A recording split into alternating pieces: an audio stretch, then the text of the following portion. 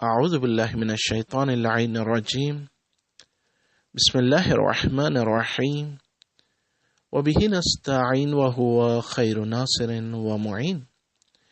سلسلہ دروس صحیفہ سجادیہ میں آج امام زین العابدین علیہ الصلوۃ والسلام کی اس 10ویں دعا کا تذکرہ ہے، جس میں حضرت اللہ کی بارگاہ میں التجا کرتے ہوئے یوں دعا ارشاد فرماتے ہیں: اے اللہ، اگر تو ہمیں معاف کر دینے کا ارادہ کرے گا تو یہ تیرے فضل کے سبب ہوگا، اور اگر تو ہمیں عذاب دینے کا ارادہ کرے گا تو یہ تیری عدالت کا تقاضا ہوگا۔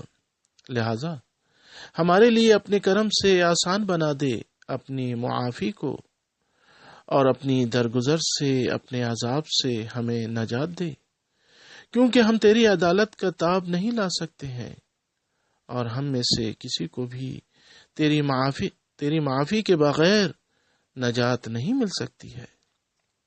اے تمام غنیوں سے زیادہ غنی، ہم تیرے بندے تیری بارگاہ میں حاضر ہیں، اور میں سب سے زیادہ تیری طرف محتاج ہوں۔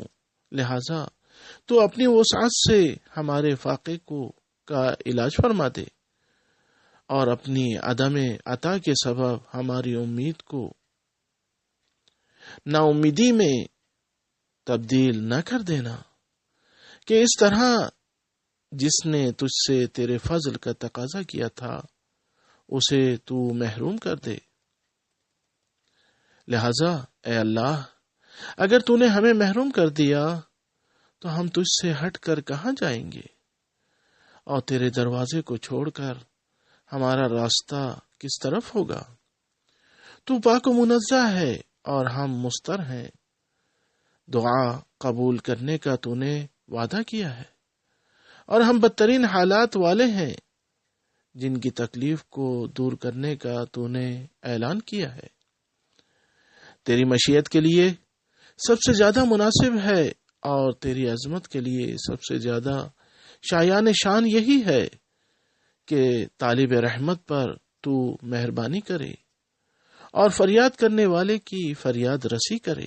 لہذا اب اپنی بارگاہ میں ہماری تضرع و زاری پر رحم فرما، اور جب ہم نے اپنے نفس کو تیرے سامنے رکھ دیا ہے، لہذا تو ہمیں بے نیاز بنا دے۔ اے اللہ، بے شک شیطان ہمیں طعنے دیتا ہے جب ہم تیری معصیت پر اس کا ساتھ دیتے ہیں، لہذا تو درود بھیج محمد و آل محمد علیہ الصلوۃ والسلام پر، اور تو ہماری ملامت نہ کرنا جب ہم شیطان کو ترک کر کے تیری طرف آئیں اور اس سے کنارہ کش ہو کر تیری طرف رغبت کریں۔ وآخر دعوانا ان الحمد للہ رب العالمین۔